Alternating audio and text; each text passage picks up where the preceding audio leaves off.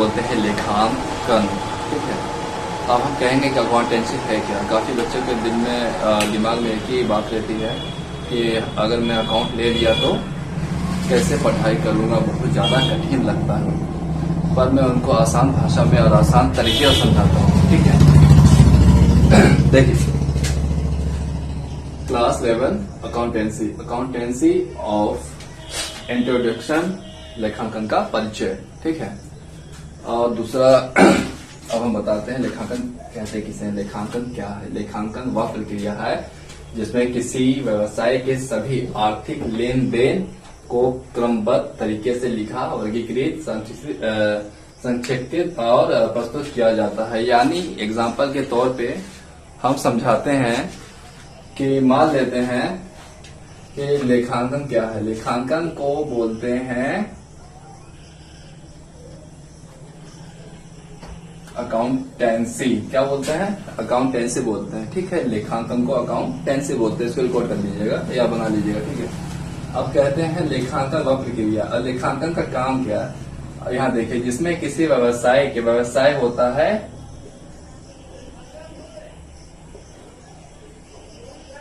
Business. मान लेते हैं कि आप कोई बिजनेस खोलते हैं। ठीक है, तो आप जितने भी पैसे लगाइएगा तो आपका कैपिटल्स कहलाएंगे। क्या कहलाएंगे? कैपिटल्स। ठीक है, तो अभी आगे जो बताएंगे, देखिए पहले लेखांकन है क्या। लेखांकन यानी व्यवसाय एक बिजनेस है। ठीक है, कि सभी आर्थिक लेन देन जो है, जैसे मान लेते हैं कि जब आप कोई बिजनेस खोलते हैं तो आप उधार भी लेते हैं और उधार देते भी हैं। ठीक है, बिजनेस खोलने के लिए। ठीक है, आगे बता रहे हैं, सुनिए। को क्रमबद्ध तरीके से लिखा जाता है, एक तरीके से रजिस्टर में लिखा जाता है। ठीक है, वर्गीकृत मतलब हिस्सा, एक तरीके का मतलब अलग किया जाता है। ठीक है, संक्षिप्त और प्रस्तुत किया जाता है। ठीक है, एग्जाम्पल के तौर मान लेते हैं, बिजनेस में पैसे का कब, कहाँ और कितना लेन देन हुआ। ठीक है, अब वही आपको बता रहे थे कि लेन देन जो होता है वो अकाउंटेंसी के अंदर होता है। ठीक है, कब, कहां और कितना लेन देन हुआ, उसका पूरा रिकॉर्ड रखना ही अकाउंटेंसी यानी लेखांकन कहलाता है। ठीक है, आपको मैंने बताया था कि अकाउंटेंसी जो है एक अंडर लेखांकन है, मतलब कि रिकॉर्ड रखने के लिए होता है। मान लेते हैं कि आपको मैंने बताया था कि बिजनेस में जितने भी पैसे आप लगाते हैं या लेन देन करते हैं उसका लेखांकन होता है अकाउंट में। ठीक है, अकाउंटेंसी में होता है। ठीक है, अब मान लेते हैं डिफिनेशन कर देते हैं, सभी लेन देन का रिकॉर्ड रखना, ये अकाउंटेंसी का काम है। क्या है? अकाउंटेंसी का काम है। लाभ, प्रॉफिट, हानि जो भी लगता है कि मान लेते हैं आप बिजनेस खोले हुए हैं, आपका 10 लाख का नुकसान हो गया इस महीने, उस महीने में, या अगर आपका प्रॉफिट हो गया, तो जितना रिकॉर्ड होता है अकाउंटेंसी का ही होता है। ठीक है, व्यवसाय को वित्तीय स्थिति में जिसे बोलते हैं फाइनेंशियल कंडीशन या फाइनेंशियल पोजीशन। ठीक है, वो उसका भी अकाउंट ही कहलाता है। ठीक है, अकाउंट अंदर ही आता है। आगे के निर्णय लेने में सहायता करना, इसमें क्या मान लेते हैं कि अगर आप अकाउंट में जितना भी माल रखते हैं, पैसा रखते हैं, ठीक है, बिजनेस खोलने के लिए या शेयर मार्केट में इन्वेस्ट करने के लिए, तो आपको पहले अकाउंट का एक स्ट्रक्चर बनाना होता है, फिगर बनाना होता है, उसके बाद आप आगे का डिसीजन लेते हैं। समझे? तो मैं यही कहना चाहता हूं कि आप इसको लिख लीजिए। लिख लें।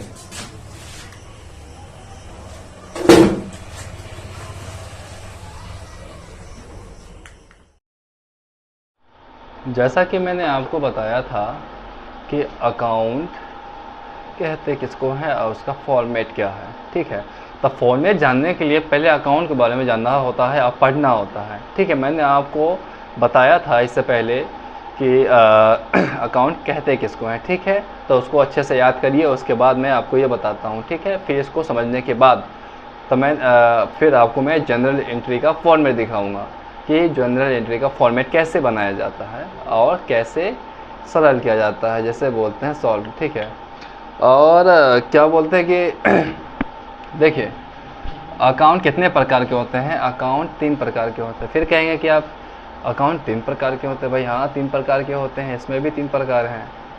उसके बाद जनरल एंट्री बनती है, समझ आया। तो जनरल एंट्री बनाने के लिए आपको 3 प्रकार जानना बहुत ज़रूरी है। अकाउंट कितने प्रकार के होते हैं? 3 प्रकार के होते हैं, ठीक है। पहला आता है 3 प्रकार के होते हैं। पहला आता है पर्सनल अकाउंट। क्या, कौन सा अकाउंट आता है? Personal account, personal account. अब बताते हैं पर्सनल अकाउंट। ये किसी व्यक्ति, कंपनी, बैंक या संस्था का खाता होता है। ठीक, क्या बोला? ये किसी व्यक्ति, कंपनी, बैंक या संस्था का खाता होता है। एग्जाम्पल के तौर पे मैं बताता हूँ, मेरा खुद का एक पर्सनल अकाउंट है, ठीक है। मेरा खाता पंजाब नेशनल बैंक में भी है, ठीक है। अब मेरा एक संस्था भी है जिसमें मैं काम करता हूँ, ठीक है। उसको पर्सनल अकाउंट कहते हैं। अब आते हैं सेकेंड यानी सेकेंड नेम पे। अब वो है, उसके बाद आता है रियल अकाउंट। क्या है? Real account. अब भाई कहोगे रियल अकाउंट क्या है, तो बताते हैं, सुनो तो पहले। रियल अकाउंट ये संपत्ति को आसान भाषा में कहते हैं एसेट। कॉमर्स लाइन का नाम है ये, एसेट, ठीक है। संपत्ति को एसेट कहते हैं। से संबंधित खाते होते हैं, समझ आया? संबंधित खाते होते हैं। उसके बाद आते हैं नॉमिनल अकाउंट। ये आय, जिसे इनकम बोलते हैं। काफ़ी लोग को मालूम नहीं है आय कहते किसको हैं, ठीक है। तो उसको कहते हैं इनकम, ठीक है, जो आता है। व्यय, आप कहोगे व्यय क्या है? अरे भाई, व्यय खर्चा है। जैसे तुम रोज़ 50-60 रुपये खर्चा करते हैं, उसे व्यय कहते हैं। और कॉमर्स लाइन में उसे बोलते हैं एक्सपेंसेस। क्या बोलते हैं? एक्सपेंसेस, ठीक है। उसके बाद क्या है? ये एक्सपेंसेस है, ठीक है। अब लाभ। अब भाई लाभ को क्या बोलेंगे? तुम बोलोगे प्रॉफिट, यही बोलोगे। नहीं, रियल अकाउंट का ये लफड़ा ये है कि रियल अकाउंट में उसको बोलते हैं गेंस, ठीक है। प्रॉफिट उसको बोलते हैं, ठीक है। आइए इधर आइए। अब आते हैं नॉमिनल अकाउंट। कौन सा अकाउंट? Nominal account.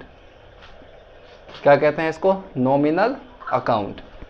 देखिए अब क्या है, यह आय, सॉरी, नॉमिनल अकाउंट, यह आय, इनकम, व्यवहार, हाँ सॉरी, रियल अकाउंट में आता है संपत्ति ये। अब नॉमिनल अकाउंट में आता है आय, इनकम, व्यय, ठीक है। जो भी नॉमिनल अकाउंट अब कोई मान लेते हैं कि मैंने सोहन को 500 रुपये खर्चे के लिए दिया, ठीक है। मैंने सोहन को 500 रुपये खर्चे के लिए दिया, ठीक है।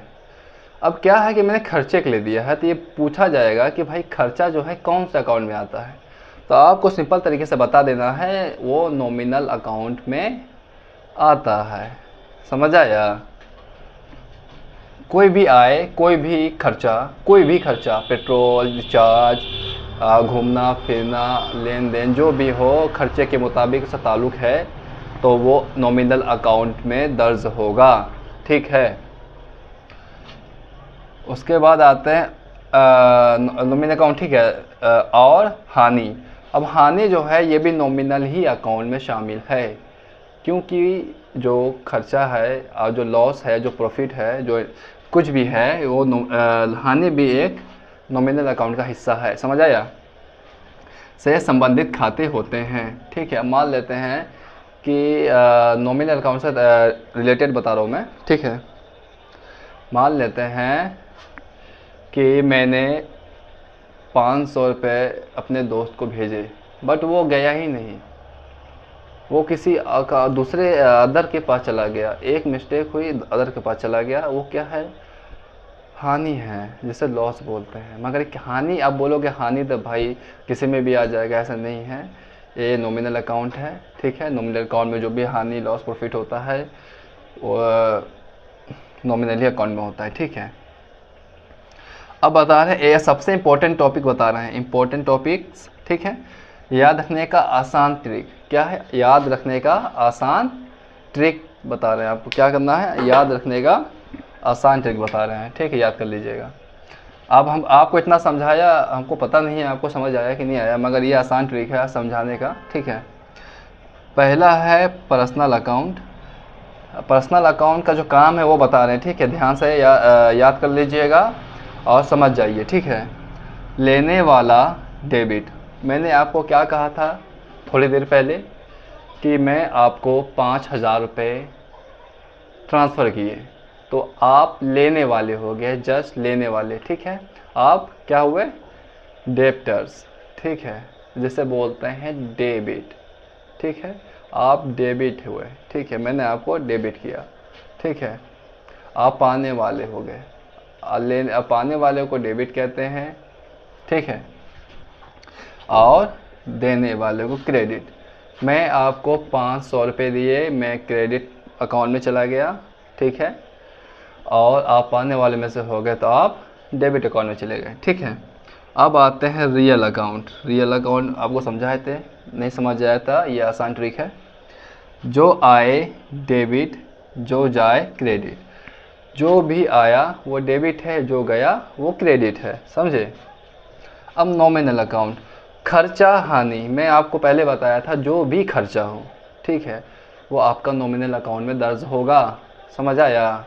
कोई भी खर्चा, अगर आप एंट्री बना रहे हैं या एंट्री के बारे में आप जानना चाहते हैं, आप नहीं जानते हैं कि नॉमिनल अकाउंट क्या है, रियल अकाउंट क्या है, पर्सनल अकाउंट क्या है, तो इसको पढ़ना बहुत ज़रूरी है अकाउंट के मुताबिक। अगर आपको नहीं मालूम है तो ये आपको जानना बहुत ज़रूरी है, नहीं तो आप अकाउंट नहीं पढ़ सकते, ठीक है। नॉमिनल अकाउंट, खर्चा हानि डेबिट, ठीक है।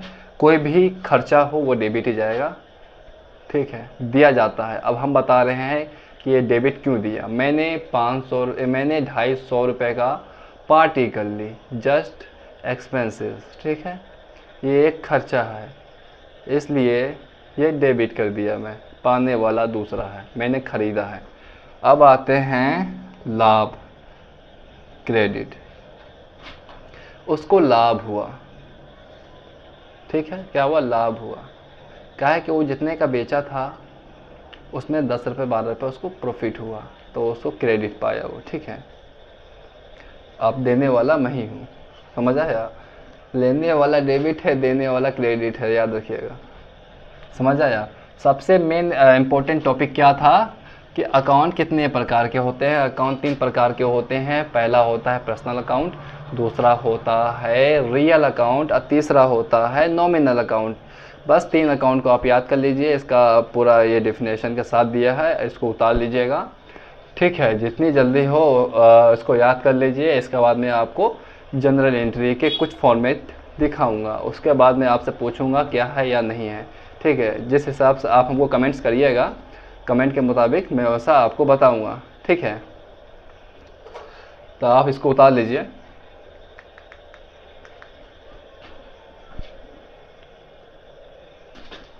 जैसा कि मैंने आपको बताया था कि अकाउंट कहते किसको है और उसका फॉर्मेट क्या है, ठीक है।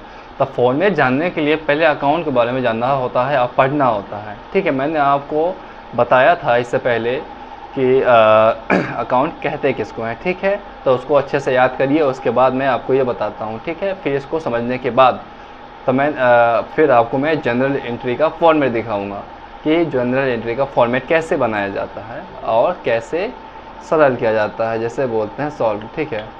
और क्या बोलते हैं कि देखिए अकाउंट कितने प्रकार के होते हैं। अकाउंट 3 प्रकार के होते हैं। फिर कहेंगे कि आप अकाउंट 3 प्रकार के होते हैं, भाई हाँ 3 प्रकार के होते हैं, इसमें भी 3 प्रकार हैं।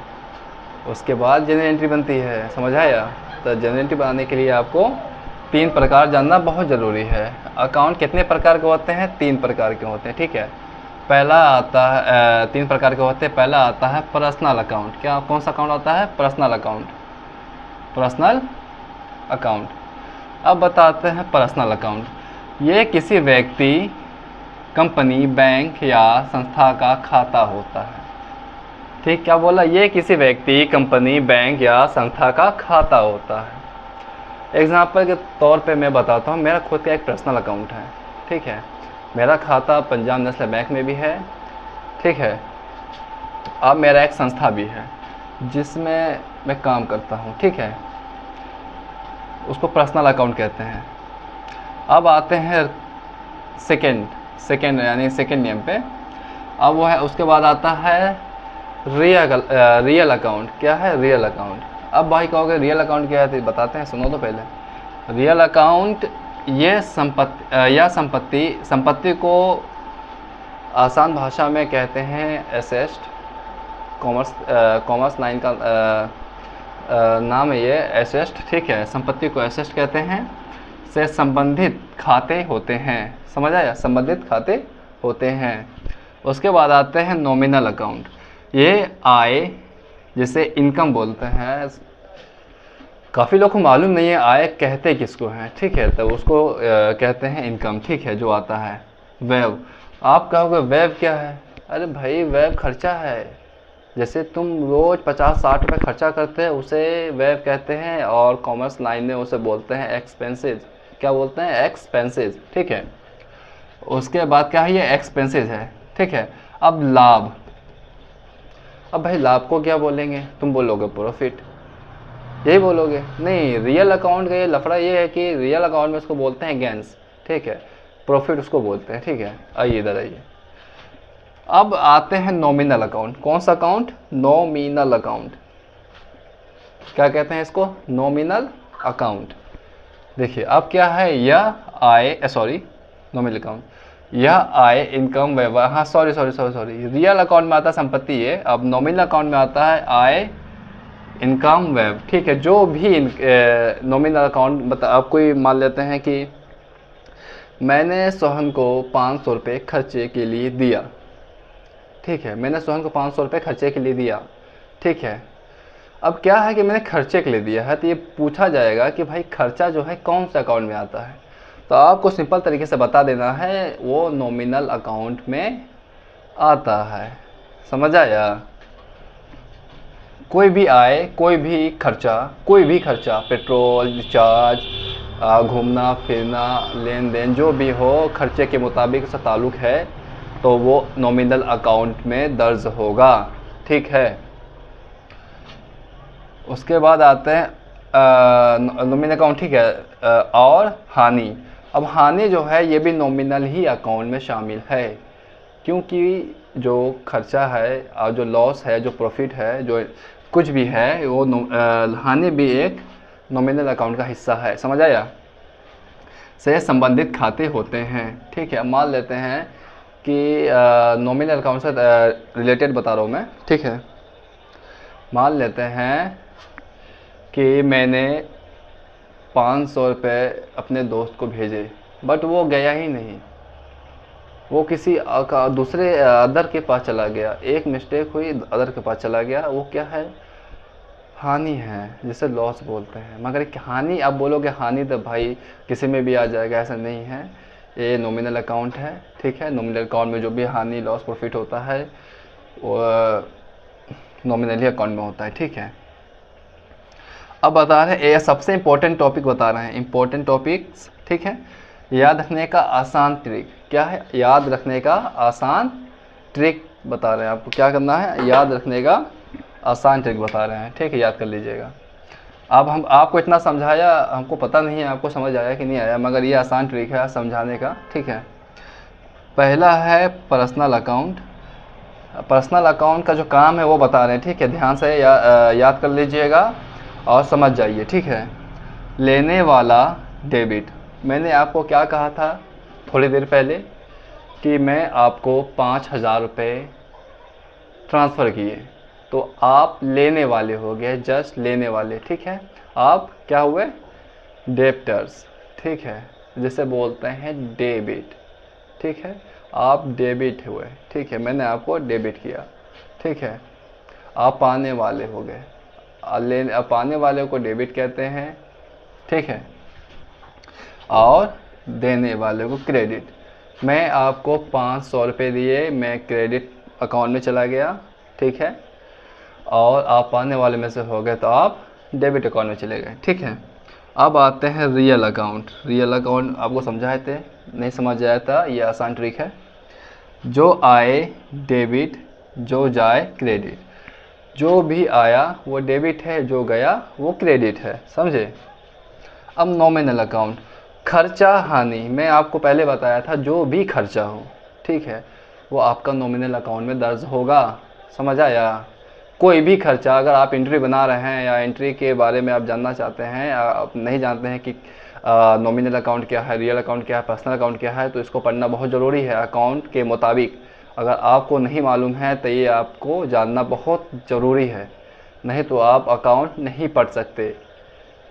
ठीक है, नॉमिनल अकाउंट खर्चा हानि डेबिट। ठीक है, कोई भी खर्चा हो वो डेबिट ही जाएगा। ठीक है, दिया जाता है। अब हम बता रहे हैं कि ये डेबिट क्यों दिया। मैंने 250 रुपये का पार्टी कर ली, जस्ट एक्सपेंसेस। ठीक है, ये एक खर्चा है, इसलिए ये डेबिट कर दिया मैं। पाने वाला दूसरा है, मैंने खरीदा है। अब आते हैं लाभ, क्रेडिट। उसको लाभ हुआ। ठीक है, क्या हुआ? लाभ हुआ। क्या है कि वो जितने का बेचा था उसमें 10 रुपये 12 रुपये उसको प्रॉफिट हुआ, तो उसको क्रेडिट पाया वो। ठीक है, आप देने वाला मैं ही हूँ, समझ आया? लेने वाला डेबिट है, देने वाला क्रेडिट है, याद रखिएगा। समझ आया? सबसे मेन इम्पोर्टेंट टॉपिक क्या था कि अकाउंट कितने प्रकार के होते हैं। अकाउंट 3 प्रकार के होते हैं। पहला होता है पर्सनल अकाउंट, दूसरा होता है रियल अकाउंट और तीसरा होता है नॉमिनल अकाउंट। बस 3 अकाउंट को आप याद कर लीजिए। इसका पूरा ये डेफिनेशन के साथ दिया है, इसको उतार लीजिएगा। ठीक है, जितनी जल्दी हो इसको याद कर लीजिए। इसके बाद में आपको जनरल एंट्री के कुछ फॉर्मेट दिखाऊंगा, उसके बाद में आपसे पूछूंगा क्या है या नहीं है।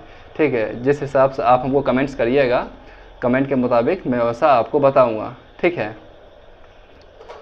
तो आप इसको उतार लीजिए।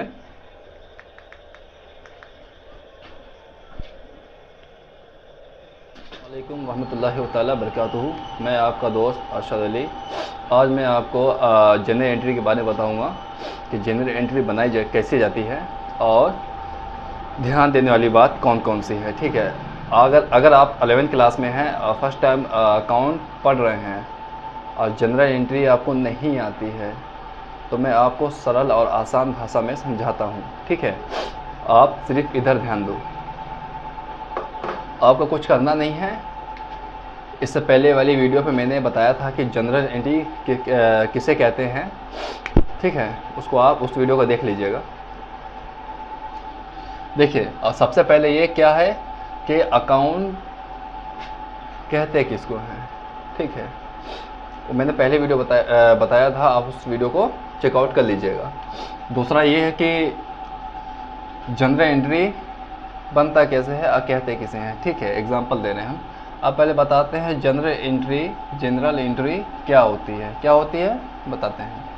किसी भी लेन देन को सबसे पहले जनरल बुक में डेबिट और क्रेडिट के नियमों के अनुसार लिखना जनरल एंट्री कहलाता है। एग्जाम्पल के तौर पे मैं आपको बताता हूँ कि मैंने आपसे लगभग 25,000 रुपये उधार लिए, तो आप तो नाम तो लिखिएगा ना कि भाई मैंने इसको उधार दिए हैं। ठीक है, तो अब पहला स्टेप तो क्लियर हो गया। किसी भी लेन देन की प्रक्रिया को लिखने को ही जनरल एंट्री कहते हैं। एग्जाम्पल के तौर पे हम बताते हैं, यह फार्मूला है, ये है डेफिनेशन। डेबिट उसे कहते हैं जब पैसा हम आपको देते हैं और आप पाते हैं। ठीक है, मान लेते हैं कि मैंने आपको 25,000 रुपये बैंक से ट्रांसफ़र किया, तो मैंने बैंक से ट्रांसफ़र किया। ठीक है, आपको मैंने ट्रांसफ़र किया, तो आप क्या हुए? डेबिट हुए। ठीक है, क्या करना है? पाने वाले को डेबिट कहा जाता है। एग्जाम्पल के तौर पे मैं अब देने वाली की बात कर रहा हूँ। ठीक है, अब क्या हुआ? जो प्राप्त होता है उसे डेबिट कहते हैं। ठीक है, अब दूसरा क्या है? क्रेडिट। क्या है? क्रेडिट। आप अपने फ़ोन से किसी को पैसा भेजते हैं। ठीक है, क्या करते हैं? पैसा भेजते हैं। कितने भी भेजें आप, आपके ऊपर है। आप जिसको भी पैसा भेज रहे हैं तो आप क्या पैसा दे रहे हैं। ठीक है, आप क्रेडिट हो गए। जैसे बोलते हैं देनदार। क्या बोलते हैं? देनदार। हिंदी में बोलते हैं और लेने वाले को लेनदार। ठीक है, जैसे बोलते हैं इंग्लिश में लेनदार को डेबिट। समझ आया? लेन देन की प्रक्रिया बता रहे आपको। ठीक है, क्या हुआ? क्रेडिट। जो जाता है, क्या कहता है? जो जाता है, जो चला गया पैसा आपने ट्रांसफ़र कर दिए, पैसा चले जाने को ही क्रेडिट कहा जाता है। याद रखिएगा, डेबिट और क्रेडिट। कभी भी नहीं फंसिएगा। इसके बाद हम आपको बताएंगे जनरल एंट्री, ठीक है।